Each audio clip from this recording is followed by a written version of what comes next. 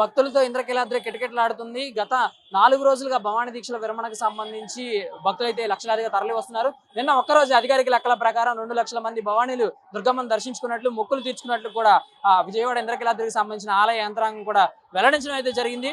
అయితే మొత్తం 4 రోజుల మీద 3.75 లక్షల మంది, దగ్గరగా 4 లక్షల మంది అధికారికంగా దర్శనాలు చేసుకున్నారని, ఈ రోజు సోమవారం రోజు ఈ రోజు కూడా దగ్గరగా 1 లక్ష మంది దర్శనాలు చేసుకునే అవకాశం ఉందని అధికార యంత్రాంగం అయితే భావిస్తూ ఉంది.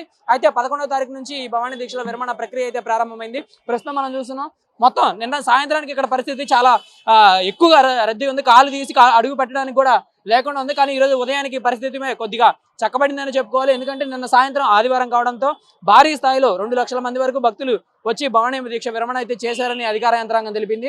ఈ రోజుతో ఈ భవానీ దీక్షల విరమణ అయితే ముగియనుంది.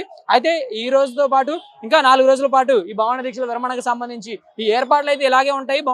ఎవరైతే భవానీ మాల ధరించి ఉన్నారో వారు ఇంకా రానున్న 2-3 రోజులు కూడా వచ్చే అవకాశం ఉందని అధికారులు అయితే భావిస్తా ఉన్నారు. ప్రస్తుతం ఇటువైపు చూసుకున్నట్లయితే పూర్తిగా మనం ముందే చెప్పినట్టు అక్కడ విజయవాడ గుడి దగ్గర నుంచి, విజయవాడ ఎంట్రైన్ దగ్గర, బస్ స్టాండ్ దగ్గర నుంచి రైల్వే స్టేషన్ అనుసంధానం చేస్తూ ఉండే ఫ్లైఓవర్, ఆ ఫ్లైఓవర్ దిగగానే వినాయకుడి గుడి అయితే ప్రారంభమవుతుంది. ఆ వినాయకుడి గుడి దగ్గర నుంచి ఇలా క్యూ మండపాలు కట్టారు. ఈ క్యూ మండపాలు నేరుగా పైన దుర్గమ్మ గుడికి అనుసంధానం చేసేశారు.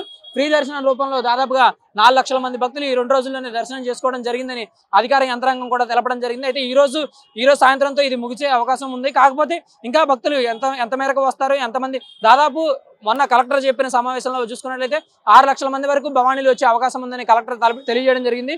ఈ రోజు లెక్కల వరకు చూసుకున్నట్లయితే 4.5 లక్షల మంది దగ్గరగా ఈ రోజు రావడం అయితే జరిగిందని చెప్పేసి అధికార యంత్రాంగం తెలిపింది.